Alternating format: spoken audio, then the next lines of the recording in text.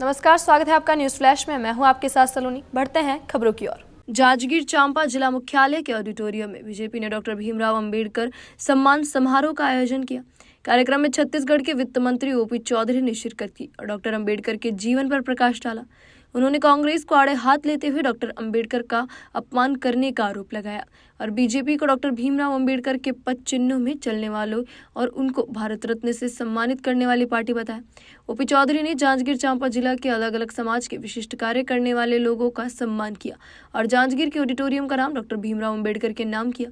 OP Chaudhary ने जांजगीर चांपा जिले के विकास के लिए 200 करोड़ रुपए का प्रस्ताव तैयार करने के निर्देश दिए। डॉक्टर भीमराव अंबेडकर जी हमारे भारत देश के इतिहास में समाज के आखिरी छोर पर खड़े लोगों के लिए काम करने वाले सबसे बड़े व्यक्तित्व में से हैं और उनकी जन्म जयंती 14 अप्रैल को आती है। उसके बाद हमारी संगठन में तय हुआ कि सम्मान समारोह भी आयोजित किया जाना है और संगठन ने यहाँ आने का काम मुझे सौंपा था।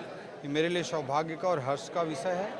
अंबेडकर जी की जयंती को उनके जीवन से संबंधित 5 प्रमुख स्थलों को पंचतीर्थ के रूप में मनाना हो या भीम ऐप डिजिटल इंडिया के सबसे बड़े ऐप का नामकरण उनके नाम पर करना हो, ऐसे अनेकों ऐतिहासिक काम नरेंद्र मोदी जी ने उनको सम्मान देने की दृष्टि से किया है। और अंबेडकर जी को भारत रत्न देने का भी काम कांग्रेस ने 50 साल तक तो नहीं किया।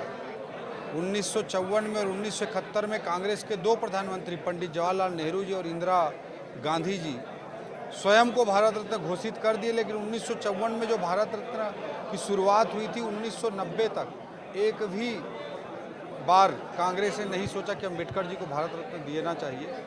भाजपा समर्थित तत्कालीन केंद्र की सरकार ने अंबेडकर जी को भारत रत्न भी दिया।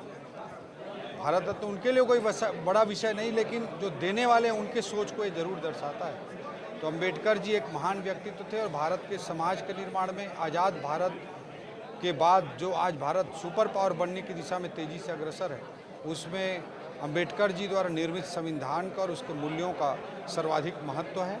और इसी दृष्टिकोण से आज का सम्मान आयोजित किया गया और इस ऑडिटोरियम का नामकरण डॉक्टर भीमराव अंबेडकर जी के नाम के पर आधारित करते हुए किया जाएगा।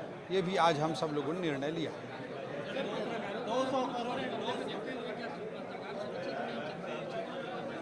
निश्चित रूप से विष्णुदेव साय जी की सरकार सुशासन की सरकार है और जो भी गलत किया होगा उस पर कार्रवाई। अभी तक के लिए इतना ही और खबरों के लिए बने रहिए न्यूज फ्लैश के साथ। नमस्कार।